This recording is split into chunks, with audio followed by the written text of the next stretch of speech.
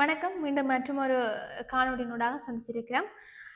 மன்னார்ல மக்களின் எதிர்ப்பை மீறி 2வது கட்டமாக முன்னெடுக்கப்பட்டு வரும் காற்றாலை மின் கோபுரம் அமைக்கும் நடவடிக்கை மற்றும் கனிய மணல் அகழ்வு போன்றவற்றுக்கு எதிர்ப்பு தெரிவிக்கும் வகையில தொடர்ச்சியாக மன்னார் பஜார் பகுதியில போராட்டம் முன்னெடுக்கப்பட்டு வர நிலையில, அதாவது இன்றைய தினம் திங்கட்கிழமை 9வது நாளாக முன்னெடுக்கப்பட்டு வரும் போராட்டத்திற்கு வலு சேர்க்கும் வகையில பல கிராம மக்கள் கலந்து கொண்டு போராட்டத்தை தற்போது முன்னெடுத்து வருகின்றார்கள்.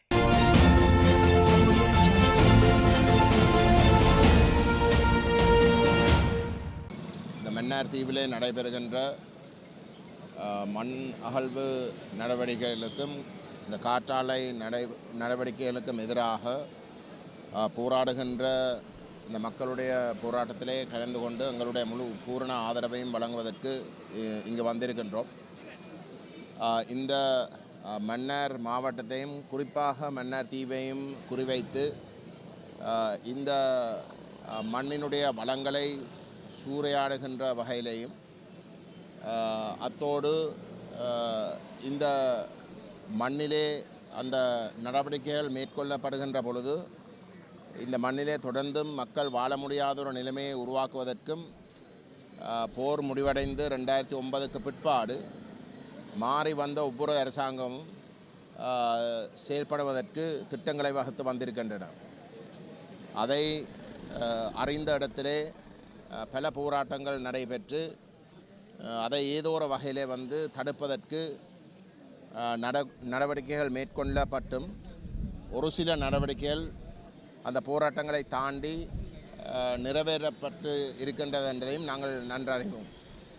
ஆனால் இன்றைக்கு இந்த மண்ணகழ்வு செயல்பாடுகளும் அத்தோடு இந்த காற்றாலை செயல்பாடுகளும் இதுவரைக்கும் இல்லாத அளவுக்கு பாதிப்புகளை ஏற்படுத்தக்கூடிய அளவுக்கு இந்த அரசாங்கங்கள் திட்டமிட்டு இருக்கின்றது என்பதை நாங்கள் பலமாக வெளிக்கொண்டு வந்து இந்த திட்டங்களை முறிச்சே ஆகணும் என்ற அடிப்படையில் எடுக்கின்ற அனைத்து செயல்பாடுகளிலையும் எங்களுடைய அமைப்பும்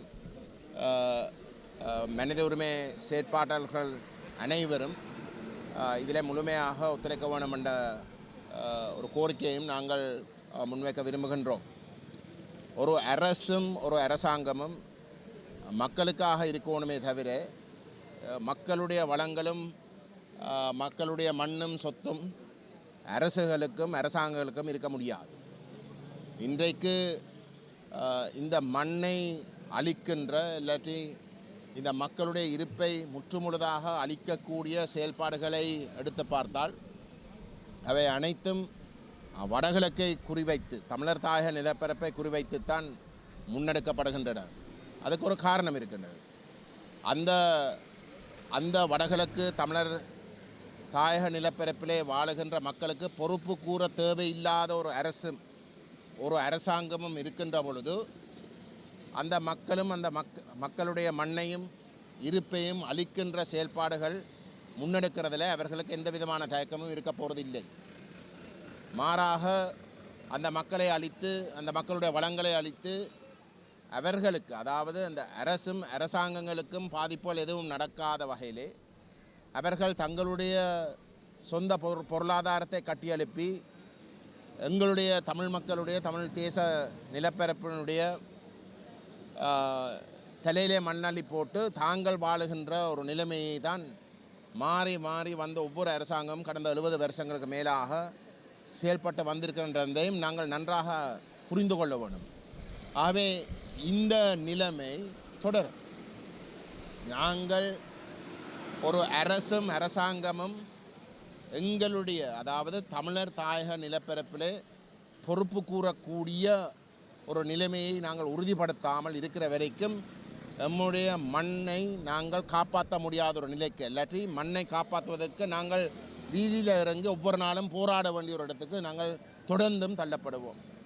அதனால தான் நாங்கள் மிக தெளிவாக சொல்லுகின்றோம், இன்றைக்கு இந்த நாட்டிலே வெறுமனே சிங்கள பௌத்தர்களுக்கு மட்டும் ஆட்சி அதிகாரத்தை வழங்குகின்ற ஒற்றை ஆட்சி முறையை நிராகரித்து தமிழர் தாயகத்திலே வாழுகின்ற அந்த மக்களுக்கு பொறுப்பு கூறக்கூடிய ஒரு தமிழ் அரசொண்டு எங்களுடைய மண்ணிலே ஆளுகின்ற ஒரு நிலைமையை உறுதிப்படுத்தாமல் நாங்கள் இந்த சரிவை தடுக்க முடியாது. அதிலே எங்களுடைய மக்கள் தெளிவாக விளங்கி கொள்ளணும்.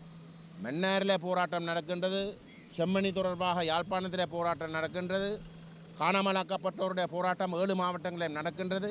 இந்த அனைத்து போராட்டங்களும் தனித்தனியாக நடைபெறுவதற்கான காரணம் எங்களுடைய மக்களுடைய பிரச்சனைகள் தீர்க்கப்படாமல் அதிகரித்து கொண்டு வருகின்ற காரணத்தினாலே தான் நாங்கள் போராட வேண்டி இருக்கின்றது. ஆகவே இந்த தனித்தனி போராட்டங்கள் நடைபெற்று கொண்டு இருப்பதை விட நாங்கள் ஒருங்கிணைத்து இது அனைத்துக்கும் ஒரு முற்றுப்புள்ளி வைக்கக்கூடிய, அனைத்துக்கும் ஒரு தீர்வு கொடுக்கக்கூடிய ஒரு விடயத்திலே மிகவும் இறுக்கமாக இணங்க வேணும் என்றதான் இந்த காலகட்டத்தின கட்டாயம். அது இந்த பொறுப்பு கூறல் என்ற விஷயம் நாங்கள் தெரிவு செய்கின்ற எங்களுடைய சொந்த ஒரு அரசாங்கம் உருவாக்குகின்ற ஒரு நிலையிலே அந்த அரசாங்கம் எங்களுக்கு நேரடியாகவே பொறுப்பு கூறக்கூடிய ஒரு நிலைமையை உறுதிப்படுத்துவதன் ஊடாக மட்டும்தான் நாங்கள் அதை தடுக்கலாம். அந்த வகையில் தான் எங்களுடைய இந்த போராட்டத்தை நாங்கள் முழுமையாக ஆதரிக்கிறோம். நாங்கள் அதை பலப்படுத்துவதற்கு தமிழ் தேசிய மக்கள் முன்னணியும் தமிழ் தேசிய பேரவையும் எங்களுடைய பூர்ண ஆதரவையும் வழங்குறதுக்கு தயாராகவும் இருக்கிறோம். அதே போன்று இங்கே போராடுகின்ற அனைவரும் ஒருங்கிணைத்த ஒரு வேலை திட்டத்துக்குள் இந்த போராட்டங்கள் தொடர்ந்தும் ஒவ்வொரு நாளும் பாதிக்கப்படுகின்றவர்கள் வீதியில் இறங்க வேண்டிய ஒரு தேவையில்லாத ஒரு நிலைமையை உருவாக்குவதாக இருந்தால் இந்த ஒற்றையாட்சியை நிராகரித்து எங்களுடைய ஒரு சுயாட்சியை உறுதிப்படுத்துவதன் ஊடாக மட்டும்தான் அதை நாங்கள் அடையலாம் என்றதை விளங்கி கொண்டு நாங்கள் இதை தாண்டின ஒரு வேலை திட்டத்துக்குள்ளே போகணும் என்றும் இந்த போராட்டத்தை ஒழுங்கு செய்த அனைவருக்கும் நான் கேட்டுக்கொள்ள விரும்புகிறேன். நன்றி. இரவு நேரங்களில் இந்த காற்றாலைக்குரிய சாமான்களை கொண்டு போய் கொடுத்துருக்காங்க. அரசு ஒரு பக்கம் இன்னொரு முகத்தையும் இந்த அரசு அதிகாரிகளுக்கும் மக்களுக்கு இன்னொரு இதையும் காட்டிக் கொண்டிருக்கிறதா சொல்லப்படுது. இது சம்பந்தமாக உங்களுடைய கருத்து என்ன? இந்த காற்றாலை வேலை திட்டம் உடனடியாக நிப்பாட்டப்பட வேணும் என்ற அடிப்படையிலே கொழும்பில் பாராளுமன்றத்தில் அனைத்து வடகிழக்கை பிரதிநிதித்துவப்படுத்துகின்ற அனைத்து தமிழ் முஸ்லீம் பாராளுமன்ற உறுப்பினர்கள் கூட கையொப்பமிட்டு நாங்கள் ஜனாதிபதிக்கு அவசரமாக ஒரு சந்திப்பை கொண்டு மேற்கொள்வதற்கு கேட்டிருக்கின்றோம். அது மட்டுமல்லாமல் போன கிழமை இந்த காற்றாலை தொடர்பான உரிய அமைச்சருடையும் பாராளுமன்றத்தில் நான் நினைக்கிறேன் இங்கே இருக்கக்கூடிய சிவில் பிரஜைகள் அமைப்புகள் இணைந்து ஒரு சந்திப்பு நடைபெற்றிருக்கின்றது. அந்த சந்திப்பிலே ஒரு சில வாக்குறுதிகள் கொடுப்பட்டது. நான் அந்த சந்திப்பில் கலந்து கொள்ள முடியவில்லை. ஒரு சில வாக்குறுதிகள் கொடுப்பட்டது. அதனுடைய மிக முக்கியமான ஒரு வாக்குறுதி இந்த விடயம் சம்பந்தமாக, இந்த காற்றாலையும் இந்த மண்ணகழ்வு சம்பந்தமாக ஜனாதிபதியுடன் பேசி ஒரு இணக்கப்பாடு வர வரைக்கும் அனைத்து நடவடிக்கைகளும் நிப்பாட்டப்படும் என்ற ஒரு வாக்குறுதி வழங்கப்பட்டிருந்தது. அதை மீறி நடைபெறுவதாக இருந்தால் அதை தடுப்பதற்கு பூரண உரிமையும் இந்த மக்களுக்கு இருக்கின்றது. அவர்கள் எந்த ஒரு இடத்திலையும் அந்த வாக்குறுதி மீறப்பட்டு முன்னெடுக்கப்படுகின்ற நடவடிக்கைகளை தடுக்கிறதுக்கு அவர்கள் எந்த விதத்திலையும் பயப்பட தேவையில்லை. மன்னார் மாவட்ட காற்றாலை கனியமண் அகழ்வை எதிர்த்து மன்னார் மாவட்ட புகைப்பட பிடிப்பாளர் சங்கம் ஒலிக்கலை ஒன்றியம் சார்பாக எங்கள் முழு ஆதரவினையும் இப்போராட்டத்திற்கு நாங்கள் வழங்கி நிற்கின்றோம். அத்தோடு மன்னார் மாவட்ட வாழ் மக்களை நம்பியே எங்களது புகைப்பட தொழில் அமைந்துள்ளபடியினால் எங்களது வாழ்வாதாரம், எங்களது எதிர்கால சந்ததியினரின் வாழ்வாதாரம் பாதிக்கப்படும் சூழலில் ஆரம்பத்திலிருந்தே நாங்கள் இப்போராட்டத்தினை அதற்கு ஆதரவு வழங்கும் பட்சத்தில் மட்டுமே எங்களது எதிர்காலம், எங்களது புகைப்படத்துறையின் எதிர்காலமும் மன்னார் மாவட்ட வாழ் மக்களின் எதிர்காலமும் சுபீட்சமாக இருக்கும் என்று கூறி விடைபெறுகின்றேன். அனைவருக்கும் வணக்கம்.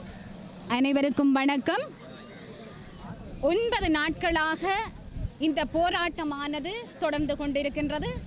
வருங்காலத்தில் வலுவடையும் என்பதில் சிறிதளவும் எங்களுக்கு சந்தேகமில்லை. ஏனென்றால் இது எங்களுடைய வாழ்வுக்கான போராட்டம்.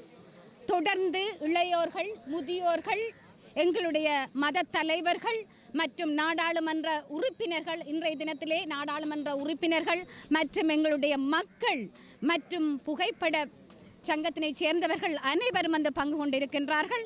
அனைவரும் தங்களுடைய நியாயத்தினை இங்கே வைத்திருக்கின்றார்கள். காற்றாலை அமைப்பது என்பது எவ்வளவு ஒரு சுற்றுச்சூழல், எங்களுடைய பொருளாதாரத்தை பாதிக்கின்றதை எல்லோரும் அறிந்த விடயம். ஏனென்று சொன்னால் தொடர்ந்து எல்லோரும் கதைத்து கொண்டு இருக்கின்றார்கள். ஆனால் இன்றைய தினத்திலே எவ்வளவு வெள்ளப்பெருக்கு, இந்த மன்னார் தீவினிலே எவ்வளவு ஒரு வெள்ளப்பெருக்கு என்பது நீங்கள் அறிந்ததே. இதனால் இன்னும் வரும் காலங்களில் எங்களுடைய மக்கள் வாழக்கூடிய ஒரு நிலையை இன்றைய அரசாங்கம் செய்து கொண்டிருக்கின்றது என்பதில் எள்ளளவும் சந்தேகமில்லை. அன்று கூறியது போல் இவர்கள் தங்களுடைய வாக்கினை காப்பாற்றி இருந்தால் இன்று மக்கள் இறங்கி இந்த போராட்டத்தை செய்ய வேண்டும் என்பது தேவையற்ற ஒரு விடயம். ஆகவே இதை அரசாங்கம் இதை கவனத்தில் நீங்கள் கொள்ள வேண்டும் என்று நாங்கள் கேட்டுக்கொள்கின்றோம். அடுத்ததாக பார்த்தீங்கன்னு சொன்னால் மண்வளம். இந்த மண்வளம் எதற்காக நீங்கள் எடுக்கின்றீர்கள்? எதை வளர்ப்பதற்காக நீங்கள் இதை செய்கின்றீர்கள்? எங்களுடைய வாழ்க்கையை நீங்கள் அழிப்பதற்கா, எங்களுடைய சந்ததியை நீங்கள் இல்லாமல் ஆக்குவதற்கா என்பதுதான் எங்களுடைய ஒரு கேள்வியாக இந்த இடத்திலே நாங்கள் முன்வைக்கின்றோம். தெரியும், எல்லாரும் தெரிந்த விடயம், கடல் எந்த மட்டத்தில் இருக்கின்றது, இதில் மண் அள்ளினால் எங்களுடைய நிலை என்ன, எங்களுடைய மக்களின் நிலை என்ன? ஆகவே அன்பார்ந்தவர்களே, உங்களிடம் நாங்கள் வேண்டி கேட்டுக்கொள்வது என்னவென்றால், உடனடியாக இந்த காற்றாலை திட்டத்தை நீங்கள் நிறுத்துங்கள். அத்துடன் இந்த மண் அள்ளக்கூடிய விடயத்தையும் நீங்கள் நிறுத்துங்கள். எல்லோரும் தெரியுமா உங்களுக்கு, இரவிலே நிறைய வாகனங்கள் வந்து போய் கொண்டிருக்கின்றது. அவர்களுடைய திட்டத்தினை செய்வதற்கு அவர்கள் செயல்பாடுகளை ஒரு பக்கம் செய்து கொண்டுதான் இருக்கின்றார்கள். ஆகவே இதை உடனடியாக நீங்கள் நிறுத்தாவிட்டால் இப்போர் இன்னும் வரும் காலத்தில் வரும் போராட்டம் வலுவடையும் என்பதில் சந்தேகம். இங்கே வந்திருக்கிறான அனைவருக்கும் முதல் என் வணக்கத்தை தெரிவித்துக் கொண்டு, நான் கீழியாங்குடியிருப்பு பங்கிலிருந்து சமூகம் தந்திருக்கிறேன். எங்களுடைய கிராமமானது மிக கடற்கரையை ஒட்டிய கிராமத்தில் அமர்ந்திருக்கிறது. எங்களுடைய கிராமத்தை சுற்றி காற்றலையும் மண்ணகழ்வுக்கான ஏற்பாடுகள் நடந்து கொண்டிருக்கின்றது. இதனால எங்களுடைய மக்கள் பெரும் துன்பத்தை அனுபவித்துக் கொண்டிருக்கிறார்கள். இனி வரும் சந்ததிக்கு நாங்கள் இந்த அத்திப்பட்டி மாதிரி அழிந்து போகக்கூடிய சந்தர்ப்பங்கள் ஏற்பட்டு கொண்டே இருக்கிறது. ஏன்னால் நாங்கள் எங்களுடைய கண்கூடாக அதை நான் கண்டு கொண்டே இருக்கிறேன். எனது கிளியங்குடியில் பங்கில் நான் ஒரு நடுக்குடா கிராமத்தை சேர்ந்தவள். கடல் தொழிலை நாங்கள் மெயினாக கொண்டாக்கள். எங்களுடைய கிராமத்தில் மெயினாக இப்போ காற்றலை ஆரம்பித்து இருக்கிறார்கள் ஏற்கனவே. இதனால் எங்களுக்கு வருடம் வெள்ளத்தினால பெரும் பாதிப்பை நாங்கள் ஏற்படுத்தி கொண்டிருக்கிறார்கள். தொழிலே இல்லை எங்களுக்கு. நாங்கள் அந்த முறையில் இருந்ததால இப்போ எங்களுக்கு ஒரு தொழில் வாய்ப்பே இல்லை. நாங்கள் பெரும் அவதிக்குள்ளாகிக்கின்றிருக்கிறோம். இதனால் தண்ணீர் மிகவும் முதல் நாங்கள் கடற்கரை அறையில் நாங்கள் தோண்டினாலும் நல்ல தண்ணியை நாங்கள் எடுத்து குடிச்சிக்கிட்டு இருந்தோம். இப்போது உவர் தண்ணிகள் எங்களோட கிராமத்துக்குள்ளே உள்புகுந்து கொண்டிருக்கின்றது. இதெல்லாம் இந்த காற்றாலையாலையும் மண்ணகழ்வு எடுக்கிறதுக்காக காணியை நாங்கள் நடுவில் தான் இருக்கிறோம். எங்களை சுற்றி அவ்வளோ காணிகளும் அடைக்கப்பட்டு விட்டன. நாங்கள் நடுவில் இருக்கிற ஒரு ஆடு மாடு வளர்க்க இயலாது, வாழ்வாதாரத்துக்காக நாங்கள் எதுவுமே செய்ய இயலாது. அந்த நிலையில தான் நாங்கள் இருக்கிறோம், நடுவில் தான் இருக்கிறோம். எங்களை சுற்றி அப்படியே அடைச்சிட்டாங்க. ஒவ்வொரு கொம்பனியும் எடுத்து அடைச்சிருக்காங்க காணிகளை. அது மண்ணகழ்வுக்காக நாங்கள் எவ்வளவோ ஆர்ப்பாட்டம் செய்தோம். இதை எங்களால் தடுக்க முடியலை. இனி வருகிற இந்த காற்றலையை எங்களுடைய உயிர் இருக்கு வரை நாங்கள் அனுமதிக்க மாட்டோம். நாங்கள் இதை அனுமதிக்கவே மாட்டோம். உயிர் இருக்கு வரையும் போராடுவோம். மன்னார் தீவு என்பது இலங்கை திருநாட்டிலே ஒரு பகுதி என்பதை முதலாவது நாங்கள் விளங்கி கொள்ள வேண்டும். இந்த தீவிலே பல ஆயிரக்கணக்கான மக்கள் வாழுகிறார்கள் என்பதையும் ஏற்றுக்கொள்ள வேண்டும். ஒரு பிரதேசத்தை அபிவிருத்தி செய்கிறோம் அல்லது அந்த பிரதேசத்தில் இருந்து நாட்டுக்கான பல வளங்களை பெறுகிறோம் என்று சொல்லும்போது அங்கே குடியிருக்கிற மக்களை குறித்தும் சிந்திக்க வேண்டிய ஒரு கடப்பாடு எங்களுக்கு இருக்கிறது. அங்கே குடியிருக்கிற மக்களுடைய வாழ்வாதாரத்தை, அவருடைய இருப்பை கேள்விக்குறியாக்கிவிட்டு நாட்டின் மற்ற பகுதிகளுக்கு நன்மை பயக்கக்கூடிய திட்டங்களை கொண்டு வருவோம் என்று சொன்னால் அது உண்மையான திட்டமாக இருக்க முடியாது, அபிவிருத்தியாக இருக்க முடியாது. இலங்கையிலே மன்னார் தீவிலே காட்டாலை கனிய வளம் ஒரு பெரிய வரப்பிரசாதம் என்று சொன்னாலும் அதை பெறுவதற்காக இங்கே பாரம்பரியமாக காலங்காலமாக வாழ்கிற மக்களுடைய வாழ்க்கையை கேள்விக்குறியாக்கிவிட்டு அந்த திட்டத்தை நிறைவேற்றுவது எந்த வகையிலும் ஒரு நீதியாய் நியாயமாய் ஏற்றுக்கொள்ள முடியாது. ஒரு அபிவிருத்தி திட்டம் என்பதே மக்களுக்காகத்தான். மக்களை அழித்துவிட்டு ஒரு பகுதி மக்களை அழித்துவிட்டு இன்னொரு பகுதி மக்கள் அதனாலே நன்மை அடைகிறார்கள் சொன்னால் அது உண்மையான ஒரு ஜனநாயக அணுகுமுறையாக இருக்காது. அது ஒரு விதமான கொள்ளை, புறக்கணிப்பு, அராஜகம் என்று கூடி சொல்லலாம். எனவே இலங்கை அரசாங்கத்துக்கு ஒரு பெரிய பொறுப்பு இருக்கிறது. தேசத்தினுடைய எல்லா குடிமக்களையும் ஒரே கண்ணோட்டத்தோடு பார்த்து எல்லா மக்களுக்குரிய பாதுகாப்பையும் உறுதிப்படுத்தி அவருடைய வாழ்வை செழிப்பாக்குற பொறுப்பை அரசாங்கம் தவற விடக்கூடாது. இந்த வகையிலே மன்னார் வாழ் மக்கள் இந்த காற்றாலையினாலும் கனியமணல் அகழ்வினாலும் ஏற்படுகிற பாதிப்பை விளங்கி கொண்டு இன்றைக்கு வீதியிலே நின்று போராடி கொண்டிருக்கிறார்கள். தங்களுடைய ஆதங்கங்களை வெளிக்காட்டி கொண்டிருக்கிறார்கள்.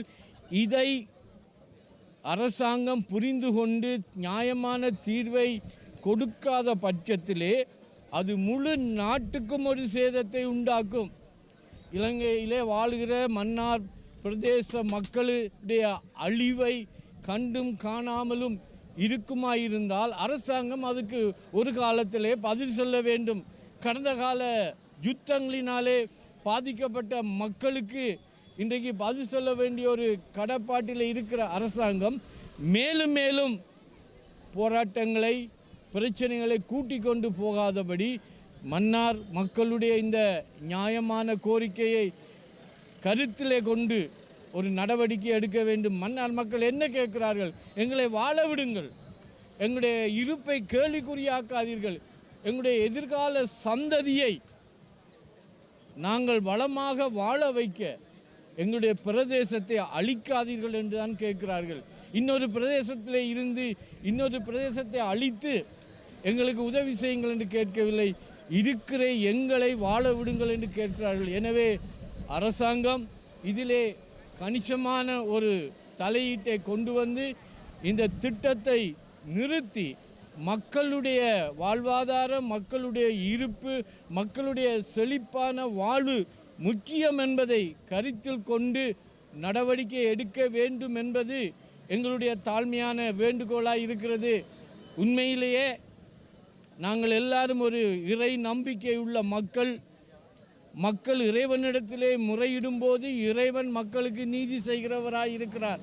அவை இறைவனுடைய தலையீடு வரும்போது பாதிக்கப்பட்டவர்களுக்கு நீதியும் பாதிப்பை உண்டாக்குனவர்களுக்கு ஒரு நியாய தீர்ப்பையும் கொடுக்கிறவர் இறைவன் என்பதை புரிந்து கொண்டவர்களாய் அந்த சர்வ வல்லமையுள்ள இறைவன் தங்களுக்கு கொடுத்த வாய்ப்பை, சந்தர்ப்பத்தை மக்களுக்கு நன்மை செய்வதற்காக அதிகாரத்தில் உள்ளவர்கள், அரசாங்கத்தில் இருக்கிறவர்கள் நியாயமாய் சிந்தித்து செயல்படாவிட்டால் எங்களுக்கு மேலே இருக்கிற ஒருவன் ஒரு நாள் எங்களுக்கு நியாயம் செய்தால் அதை யாருமே தாங்கிக் கொள்ள முடியாது என்பது என்னுடைய ஆழமான நம்பிக்கை, விசுவாசம்.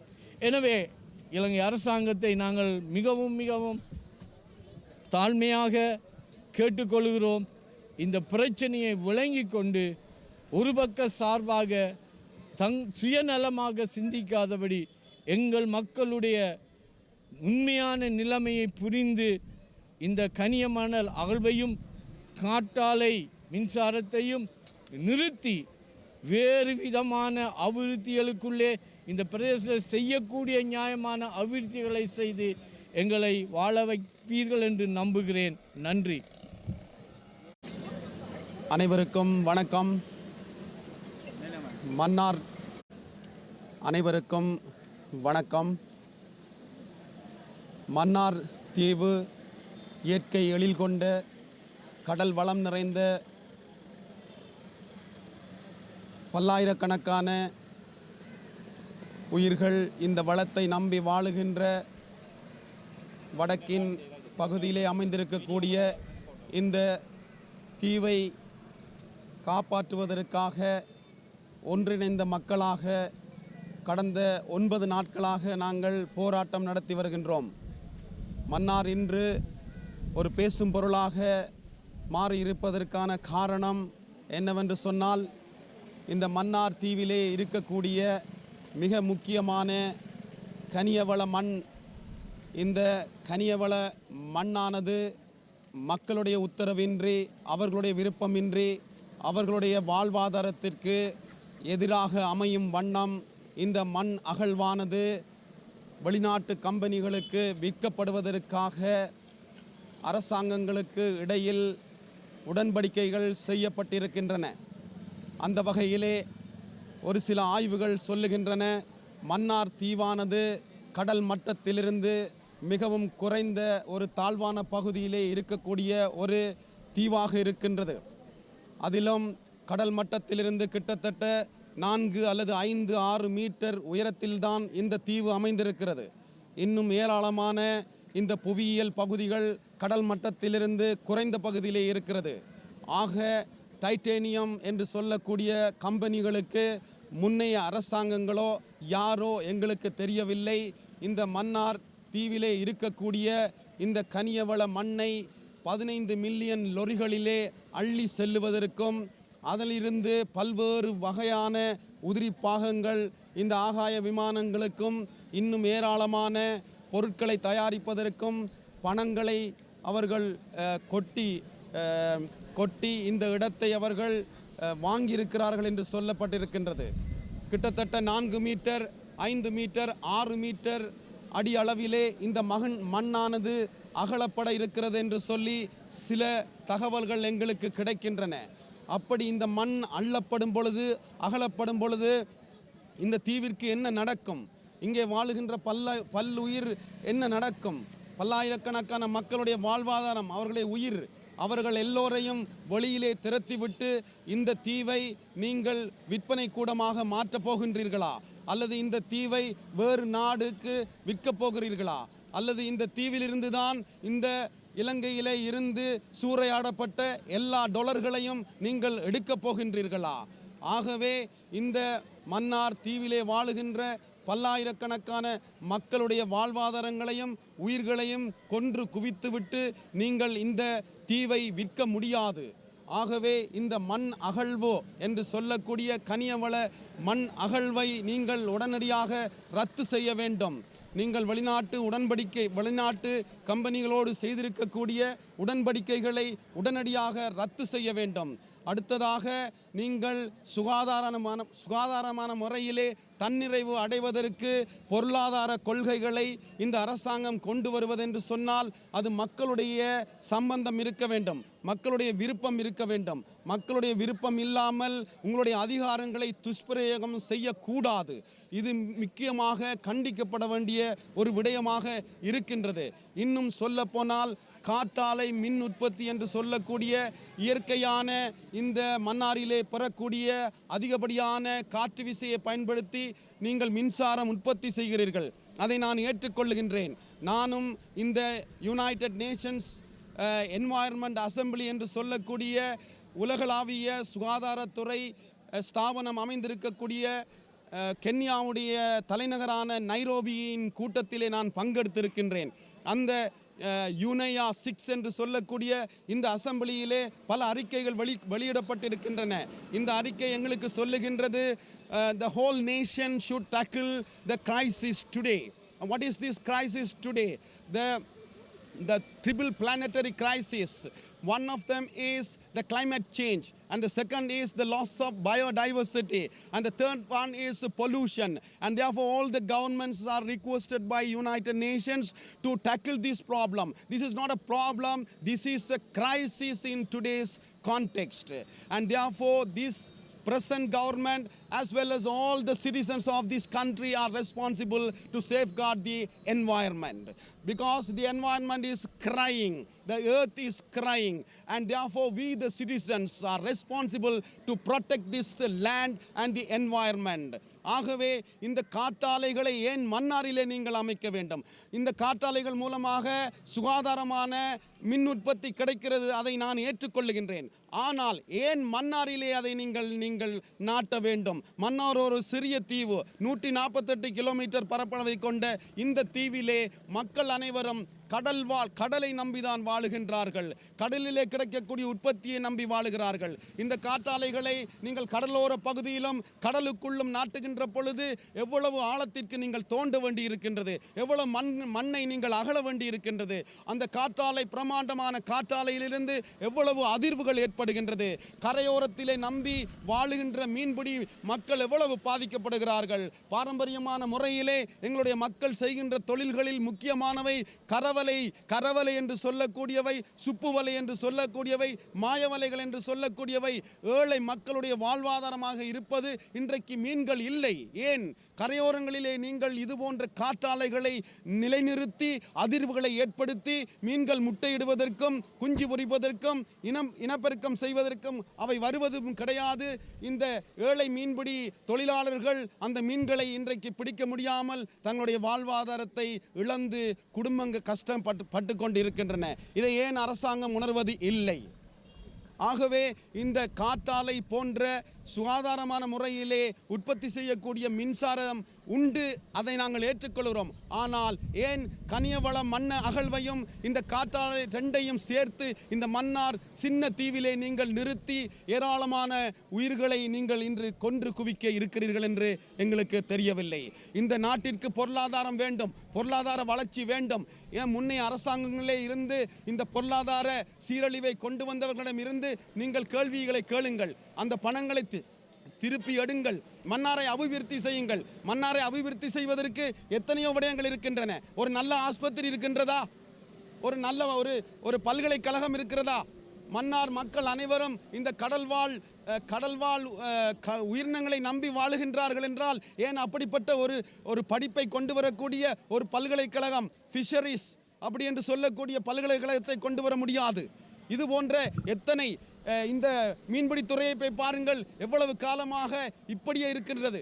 எத்தனை இடங்களிலே நீங்கள் டெவலப் பண்ணி கொடுத்திருக்கிறீர்கள், அபிவிருத்தி செய்து கொடுத்திருக்கிறீர்கள். இந்த இடத்தை அபிவிருத்தி செய்யுங்கள், அந்த மீன்பிடி துறையை அபிவிருத்தி செய்யுங்கள்.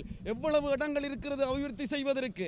அபிவிருத்தி என்ற பெயரிலே டொலரை கொள்வனவு செய்கின்ற என்ற பெயரிலே, தன்னிறைவு பொருளாதார கொள்கையை அடைகின்ற என்ற பெயரிலே நீங்கள் அப்பாவி மக்களுடைய வாழ்க்கையை, நீங்கள் வாழ்வாதாரத்தை இன்றைக்கு நீங்கள் சீரழிப்பதற்காக இந்த மண் அகழ்வையும் இந்த காற்றாலைகளையும் நீங்கள் நிறுவி அந்த மக்களுடைய அமைதியான சூழல், நல்ல சூழல் நிறைந்த வாழ்க்கையை நீங்கள் சீரழிக்க இருக்கிறீர்கள்.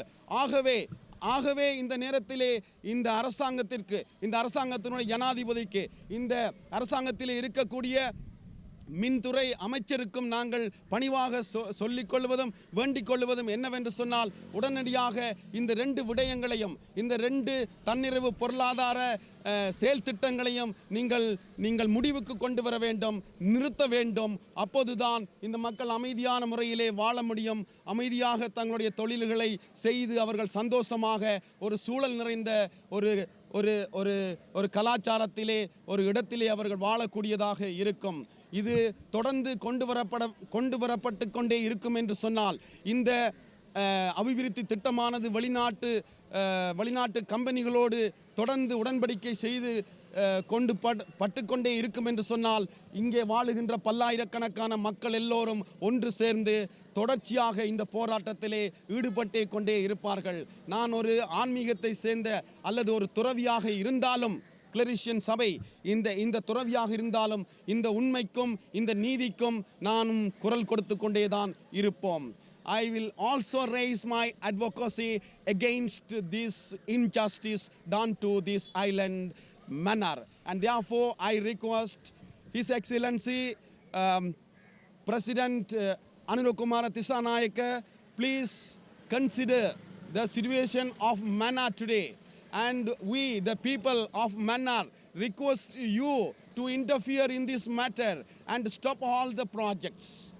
That is to say, the wind power turbines as well as the sand mining, which is going to be very dangerous to this island, and therefore we request you humbly to consider our situation and stop all these projects. We will support you in all the matters, in all the actions that you initiate in order to develop this land. But in the name of development, we cannot allow these two projects, which is going to be very dangerous to this island within short period of time. Maybe in 10 years, this island will be eradicated. Thank you very much. God bless you. அனைவருக்கும் வணக்கம். நாங்கள் கீழியங்குடியிருப்பு பங்கு, பாவல் பட்டாங்கட்டி குடியிருப்பு, கவையங்குடியிருப்பு, நடுக்குடா, துள்ளு குடியிருப்பு, கட்டுக்காரங்குடியிருப்பு போன்ற கிராமங்கள்லேருந்து வந்திருக்கிறோம். என்னென்னா எங்களுக்கு சும்மா சாதாரணமாக மழை பெஞ்சாலே 3 மாதமாகும் பத்துறதுக்கு. எங்களோட காணிக்கு பக்கத்துலாம் கனிய மகள் அளவு செய்ய போகிறாங்க. இந்த ஃபேன் பூட்டைக்குள்ளே சொன்னாங்க, ஒரு ஃபேன் பூட்டுன்னா பல நூற்றுக்கணக்கான குடும்பங்களுக்கு கரண்ட் கிடைக்கும். ஒருக்கா சுற்றுறதில் பல வீடுகளுக்கு கரண்ட் கிடைக்கும். ஆனால் இப்போ தான் தெரியுது எங்களுக்கு என்னென்னா, அது ஒரு ஃபேன் எத்தனை பேர் தலையெழுத்தை மாற்றி இருக்குது, எத்தனை பேர் பாதிக்கப்பட்டிருக்கிறாங்க, ஒருக்கா சுற்றுறதுக்கு ஒருக்கா எவ்வளோ பேர் பாதிக்கப்படுறாங்க. இன்றைக்கு மீனவர்கள் கரவலை செய்து கொண்டு வந்தார்கள். இன்றைக்கு பல பேர் கரவலையை குமிச்சு போட்டு ரோட்டு வழியை தெரிகிறாங்க தொழில் இல்லாமல். இந்த கனியம்மன் நகழ்வுன்றது எங்களோட வீட்டுக்கு பக்கத்தில் தான் அடுத்த காணிக்கலான் இருக்குது. இரவாக பார்த்தா வாகனங்கள் போகுது. இது போய்கொண்டிருக்கு. எங்களோட ஜனாதிபதி அவர்களுக்கு நான் தாழ்மையாக ஒரு கண நேரம் கைக்க விரும்பல ஒரு சின்ன வேண்டுகோள். அவர் மன்னாருக்கு வார நேரம் பெரிய கூடாரம் அடித்து எங்களுக்கு கூல்ட்ரிங்க்ஸ் எல்லாம் தந்து எங்களுக்கு வாக்குறுதி தந்தார், நான் இந்த கனியம்மன் நகழ்வையும் இந்த காற்றாலையும் நிப்பாட்டுவேன். ஆனால் இப்போ சொல்கிறேன்டா அதுக்கும் தனக்கும் சம்பந்தம் இல்லையென்று. அப்போது அந்த வாக்குறுதி அவர் எங்களுக்கு தந்திருக்க தேவையில்லை. நாங்கள் அவரை வெகு விரைவாக ஆசைப்பட்டோம், அவர் வரணும், ஜனாதிபதி எங்களுக்கு நிறைய சேவை செய்வார் என்று. இன்றைக்கு கூடாரம் அடித்து எங்களை அவர் பிரச்சாரத்துக்கு எங்களை அழைத்தவர். இன்றைக்கு ரோட்டில் வந்து இவ்வளோ பேர் இருக்கிறோம். எங்களுக்காக இல்லை, எங்களோட பிள்ளைகள், எங்களோட எதிர்காலங்களை நம்பி, எங்களை தொழிலாளர்களை நம்பி நாங்கள் வந்திருக்கிறோம். தாழ்மையுடன் கேட்டுக்கொள்கிறோம் திருப்பி எங்களோட நாட்டு ஜனாதிபதி கௌரவ அவர்களே, இது நீங்கள் உடனடியாக நிறுத்தி மென்மேலும் இதுகளை நீங்கள் தொடர விடாமல் எங்கள் மன்னார் மக்களை வாழ்கிறதுக்கு வழிவகுத்து எங்களோட பிள்ளைகளையும் எங்களையும் நிம்மதியாக இந்த சுற்றுச்சூழலுக்கு வாழ இது புரியுமாறு கேட்டுக்கொள்கிறேன். உங்களை மீண்டும் தயவுடன் எங்களோட சார்பு மக்கள், மன்னார் தீவு மக்கள் சார்பாக கேட்டுக்கொள்கிறேன். உடனடியாக இதை நிறுத்தி எங்களை நிம்மதியாக வாழ வைக்கும்படி கேட்டுக்கொள்கிறேன். நன்றி.